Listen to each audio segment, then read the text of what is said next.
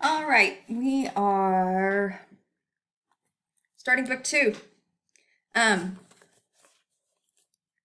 we're supposed to read chapter 19 and then chapter 24 through the end.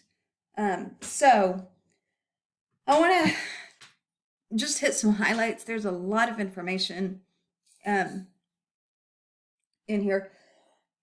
Excuse me, allergies. I'm not sick. Okay, book 2 starts 124 was loud.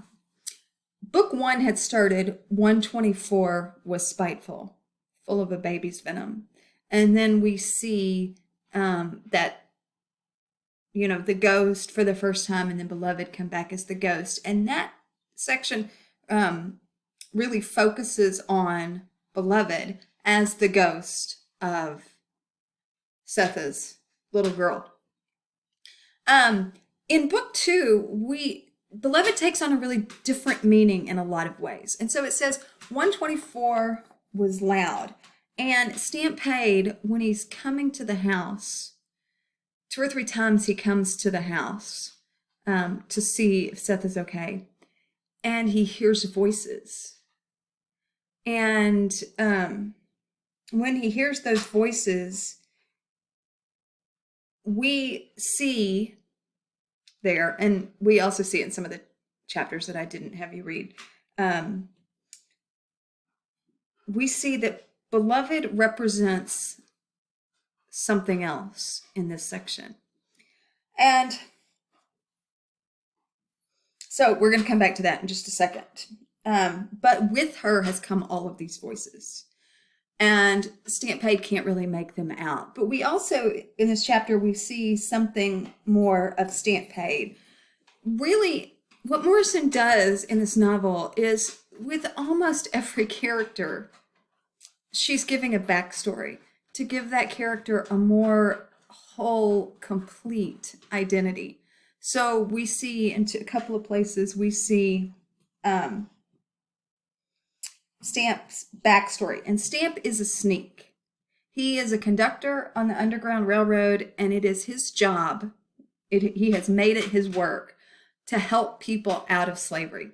And that he does that for Setha. And it says that we're told at one point that his name was Joshua. In slavery, his name was Joshua. A lot of significance to that story. To that name. Names are really significant for Morrison. So, but he changed his name to Stampede because he figured whatever he owed anyone, his debt was paid when he was forced to give over his wife to the master's son. His master's son took his wife as a sexual partner, and he couldn't do anything about it. And so he said, with that act, anything he owed anyone had been paid. So he changed his name to Stampede. Like,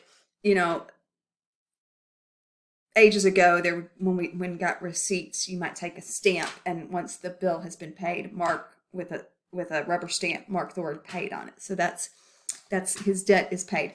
And so he spends his life extending that debtlessness to other people. And he is the patriarch of the community, and he brings only good things, and he doesn't, the one privilege he reserves for himself is the right to walk through anyone's door. So he goes to Setha's house, and he decides he should knock, which he doesn't normally do. But when he does knock, he goes 2 or 3 times, and one time he does knock and nobody comes to the door. But he sees in there that there's another girl there with Denver in the house. And he doesn't know who that is. This is also the chapter, I'm not exactly sure what to do with this, but this is also the chapter with the ice skating, where they go ice skating, and it says over and over that nobody saw them fall. And it was this experience of them laughing and being together that makes the click of pieces falling into place, so that Seth realizes for the first time that beloved is her baby. And so the ice skating, I'm not exactly sure what to do with that. It does seem to me like it requires this playfulness for Setha to be able to see things clearly. And so they go out and they become a family at that moment. And that's when she sees all of the parts clicking into place. Okay, so real quickly, back to Joshua. I forgot to say this. One of the significances of this name, and there are two things that this could mean. If we think about the Old Testament, Joshua was the spy who went to spy on the Canaanites in the Promised Land, and that led one of the leaders who led the Hebrews into the Promised Land. And Joshua, stamp paid, is the guide, the sneak, the spy who leads fugitive slaves across the river into the Promised Land, sort of, but it's not the land of milk and honey. It's still a struggle. We see that in several places, that it continues to be a struggle, that there is still racism and abuse and mistreatment and poverty and all kinds of, the legacy of slavery extends into the North. But that's one significance of his name. The other significance is Joshua is sort of the Hebrew of Joshua is Hosea. And we know from the Old Testament that Hosea lost his wife and had to buy his wife. His wife left him and ended up in sexual slavery, and he had to liberate her, buy her out of that sexual slavery. Another connection there with Hosea is the epigraph at the beginning of the novel is Romans 8:28. I will call them my people who were not my people, and her beloved who was not beloved. That is Paul quoting Hosea the prophet from the Old Testament. So a couple of pieces of, and we find out later that Stamp Paid had to, well, we saw a little bit already, had to turn his wife over to be a sexual slave to the master's son. And unlike Hosea, he is not able to liberate her. We're going to come back to this that idea in just a little bit when we get to a later chapter. So one of the things, real important thing that I want to highlight from this chapter is, and there's a lot going on in this chapter, is Setha starts to try to explain it. She starts to have this sort of mental dialogue about how she's going to explain what she did to Beloved. She's thinking about it. She wants a chance to think before she actually has to talk to her, but she's thinking about how she's going to explain the reasons behind it. And one of the things that she says is that Schoolteacher was teaching us things we could not learn. And she tells that story of how, well, he measured them. He made notes about them.